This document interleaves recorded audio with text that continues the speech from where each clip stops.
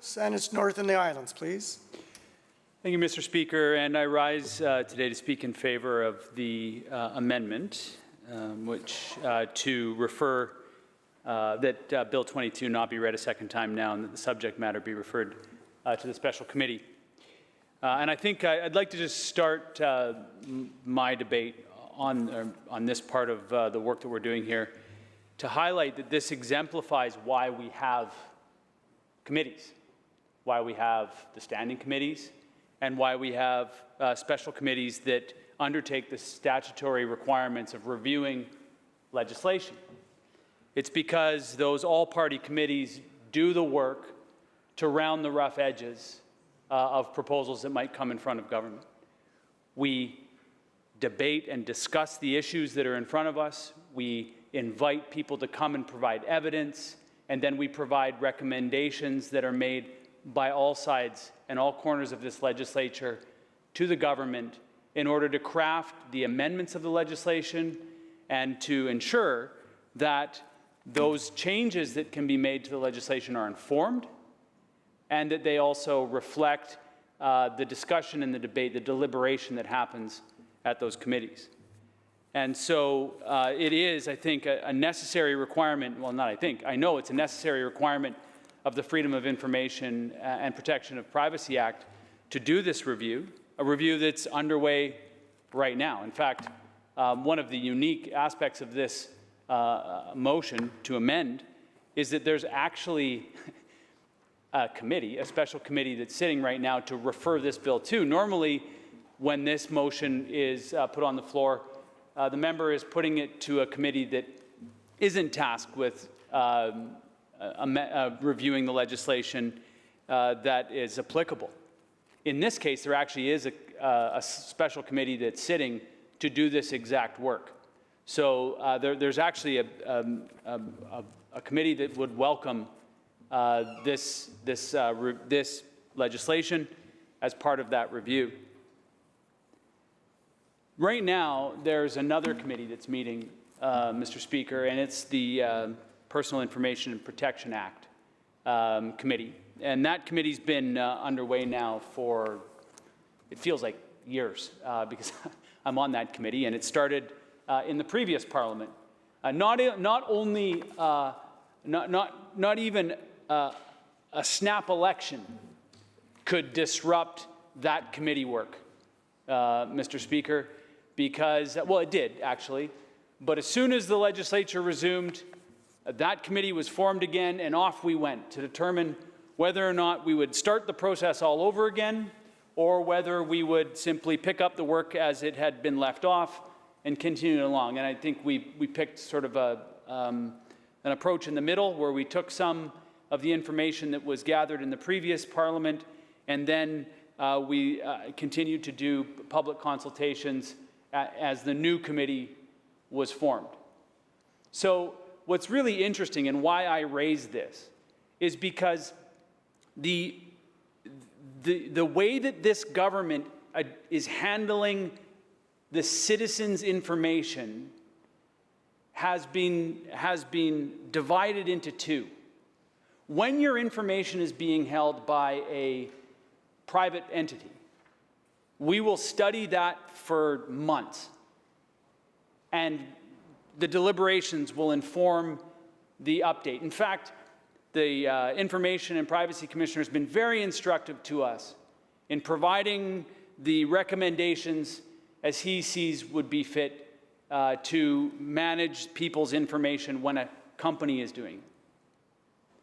When it comes to how government's holding this information, Mr. Speaker, this government feels that it's okay to not do any consultation, to not ask any questions, to simply propose amendments and have this House debate them in here without the benefit of public consultation, without the benefit of stakeholders, without the benefit of experts, which is an opposite approach to the one that they're taking when it comes to private. So when public bodies hold your information, British Columbians, this government deals with it one way. And when the public bodies own private bodies control your information, this government will deal with it in a different way.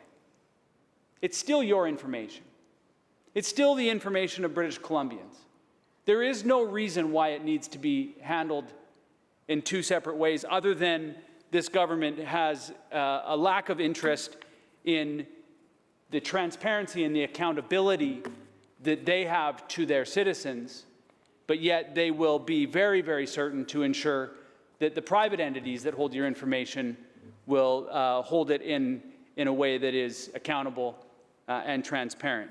It's a completely unacceptable response to how we manage the information, the expectations that we have for this same information. The information isn't different. It's just how this government decides that it wants to deal with it. And so what I would say is let's deal with the information the same way. Let's have some consistency.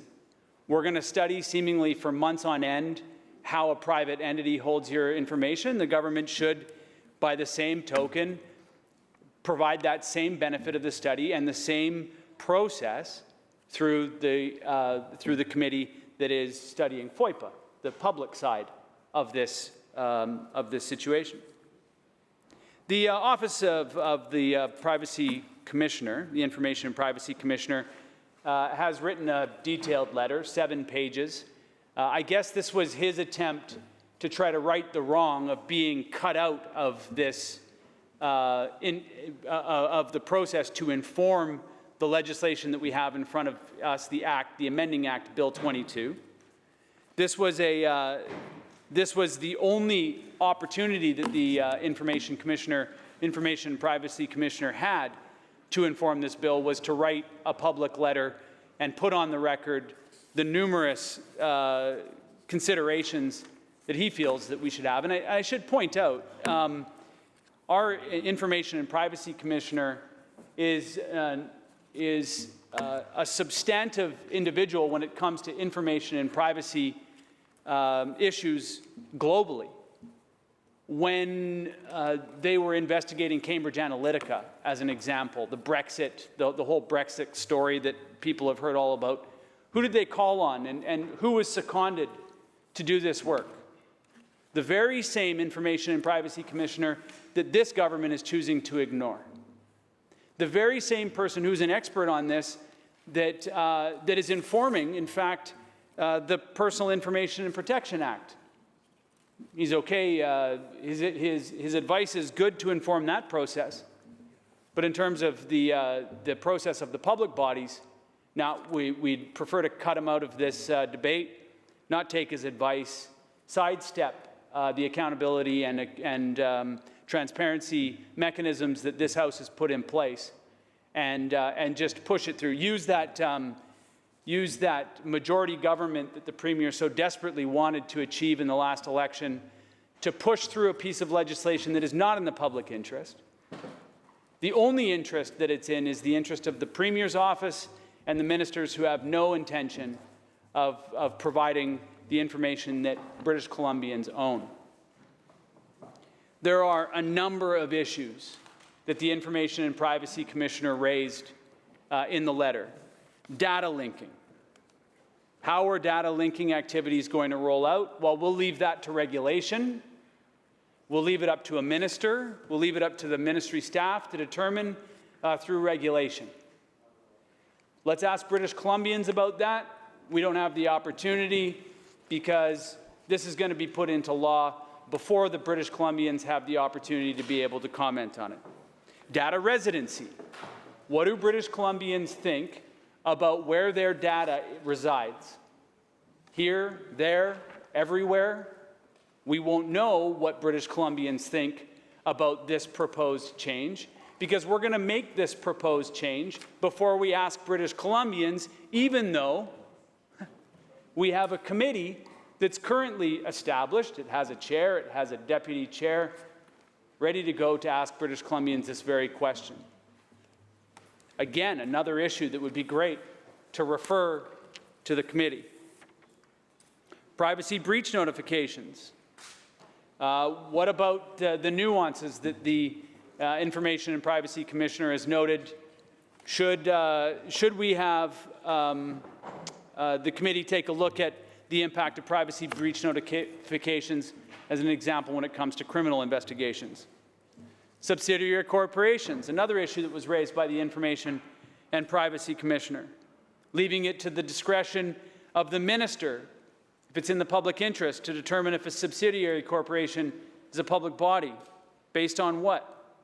I don't know. Why don't we refer it to the committee and ask them to investigate this? They have the benefit of time and space to be able to investigate this in the appropriate way that a committee of this House, which I should point out, the committees of this House are committees of this House. They're not government committees. We all stood when we appointed that committee to review the Freedom of Information and Protection of Privacy Act. When we did that work, and you know, this is good for the new members of this place to understand, we all did that together. We passed a motion in this place to strike that committee. That is a committee of this House. It serves the work is outlined in the terms of reference, but it serves this place. And what government does when it moves legislation while a committee of this House is still deliberating and is yet to report, is it disrespects the act of this House. Certainly, as the Speaker noted, the government has the right to move legislation, but that doesn't mean it's the correct thing to do or a good thing to do. It doesn't mean that it's respectful of this House to do it. Certainly, the Speaker was reflecting on the fact that when there is no other option, the government could do that. But should the government do that? Well, that's a completely different question, and one that I guess is left to your to ethics. And if you respect this place, if you respect this House, this democracy, if you respect the processes of this place, then you don't throw that kind of curveball. Then you don't put in front of the legislature an act which is substantively the most substantial amendments in a decade, amending a piece of legislation that you've already referred to a committee that's part of a statutory requirements of that act. It's disrespectful. And if it's not disrespectful, then it's an embarrassing mismanagement of this House. Either way, it's inappropriate. Removal of the Premier's office as a public body. I don't know. That seems like a good thing to ask British Columbians. What do you think about this? Should the Premier's office be part of this Freedom of Information request process? Why not just cut the Premier out altogether? What do you think about that? What do the experts have to say? What do the privacy experts have to say? What do the stakeholders have to say? What does the public think about their Premier not having to answer to Freedom of Information requests? Well, we don't get a chance to ask British Columbians that anymore. If it was part of the same process that we applied to PIPA, the other act, we might have put out a survey. We could have asked specifically, why don't you provide information back on this? It would have been a thoughtful process. We would have weighed all of the considerations. We would have deliberated on a recommendation. And then when the Minister of Citizen Services moves this legislation forward, it can be reasonably assured that it is in line with the expectations of British Columbians. Instead, the Minister of Citizen Services has said, I don't care. It doesn't matter what British Columbians think. We're going to move this piece of legislation the way we think it should be, in spite of the fact that we've got a committee that's currently doing and undertaking the work that has been approved and, in fact, required by this House. Fines for the destruction of records. Well, the Information and Privacy Commissioner suggests it doesn't go far enough.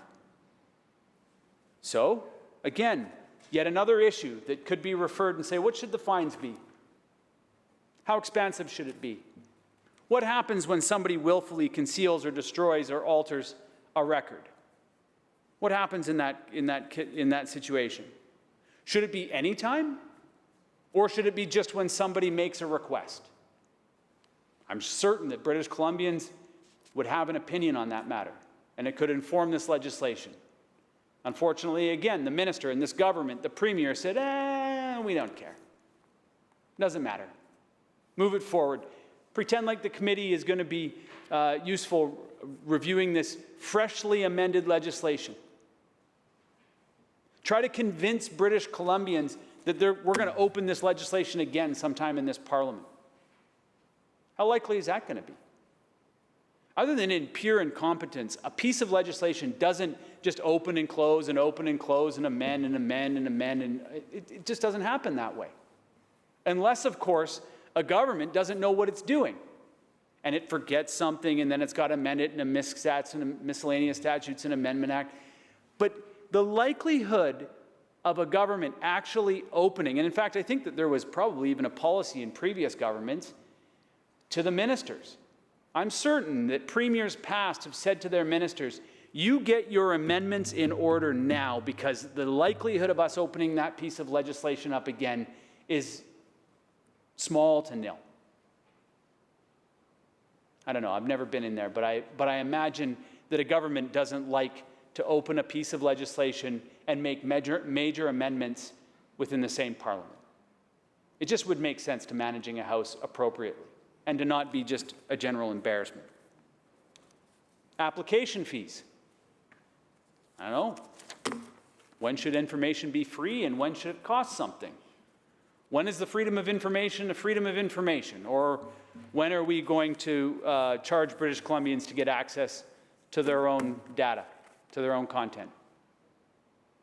And I recognize there's probably some that'll say, well, if you want your own data, you can get it. Sure, if you want your own personal data, you can still get it.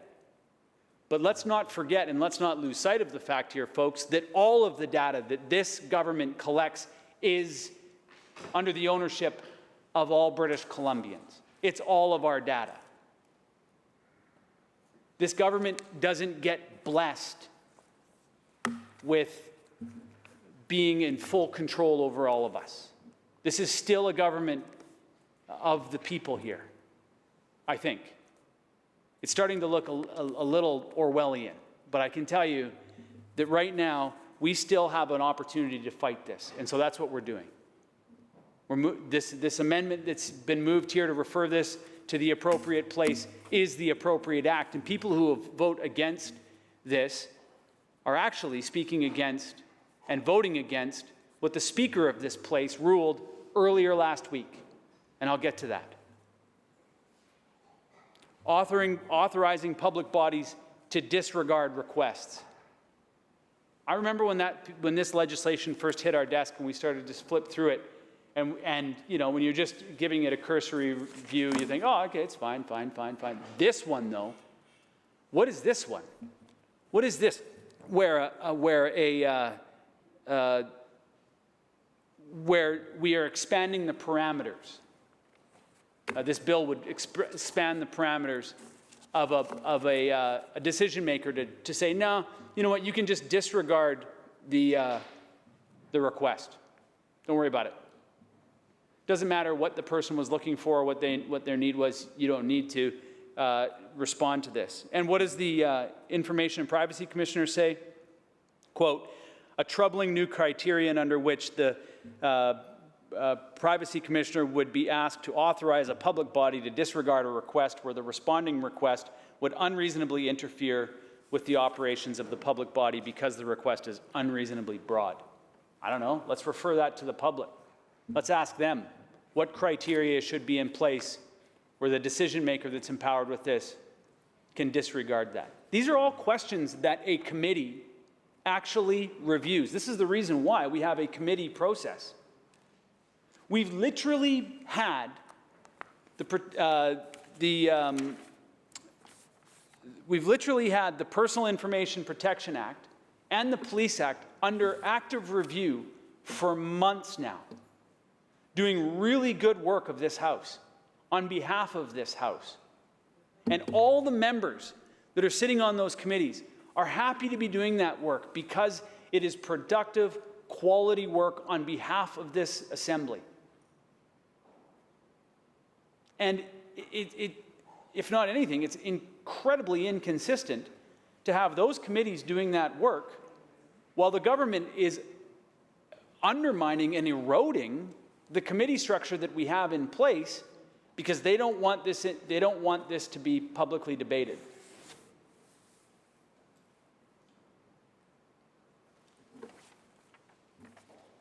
Sorry, a little confused with what's going on behind me here.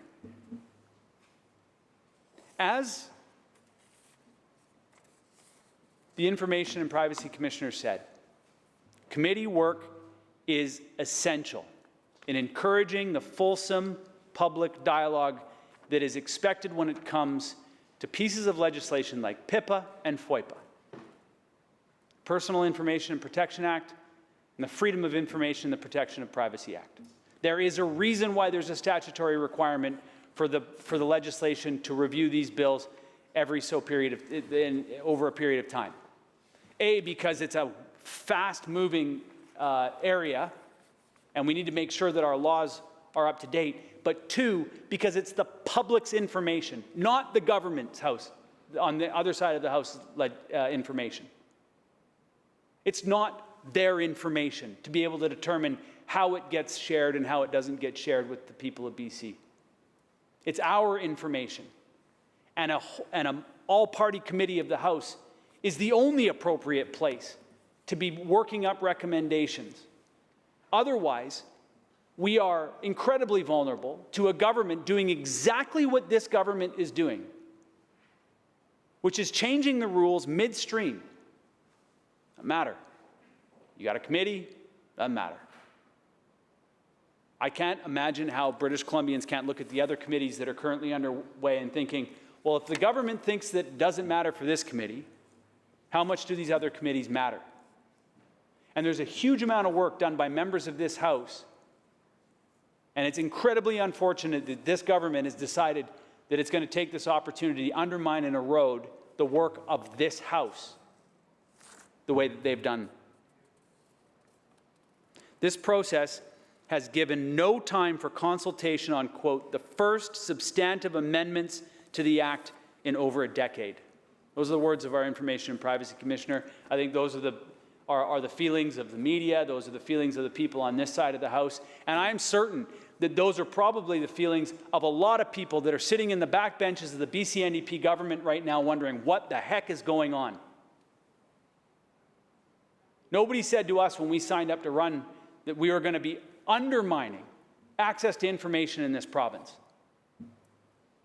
Nobody told me that was part of the promise of a majority government, was that one of the first acts and one of the first sessions was to take a sledgehammer to information and privacy, data management,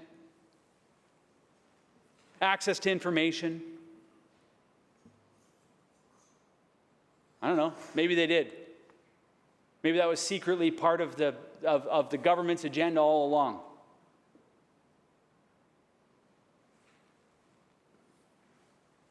Last week, Mr. Speaker provided advice to this House. Quote, once the House is tasked a select standing committee or a special committee with a line of inquiry through a terms of reference, the House has no knowledge of what transpires in such a committee or what conclusions or recommendations the committee intends to make in respect of those terms of reference until such a time as that committee reports to the House. Respecting this principle and reality, the Chair can appreciate the difficult situation that a parliamentary committee would find itself in if, while it is nearing the completion of a public consultation resulting from a statutory review of an act, substantial amendments to the same act were brought forward for the consideration of this House. It may have a significant impact on the work of such a committee, especially if that committee is required to report to the House within a time-constrained period. Parliamentary committees, and this is a key paragraph, every member of that government sitting over there feeling so comfortable in the majority needs to listen to this. Parliamentary committees fulfill an important function within our democratic process. They allow a small subset of members to engage directly with British Columbians on matters that they are tasked with by this House. Committees often do this by undertaking extensive public consultations which require a great deal of resourcing. The type of resourcing, the type of consultation, the type of process that this legislative process isn't very well equipped to undertake. This legislative process, the lawmaking process that we're undertaking right now, where a bill gets read for the first, the second committee, the third time, that's a different process. One that should come necessarily after the deep consultation that this type of work requires, that this subject matter requires. Not the upside-down, backwards way that this government is proposing this. I got an idea. Let's amend the legislation before the committee finishes the work, and then we'll pretend like we're an upstanding, forthright, forthcoming government. And when asked a question, we'll flash our cell phones around in front of a camera for a bit, hoping that the media and everybody else goes for it, hoping that time will pass, hoping nobody will raise the questions, hoping no unfortunate amendments come forward to force us to debate this any longer. Completely and totally inappropriate, Mr. Speaker.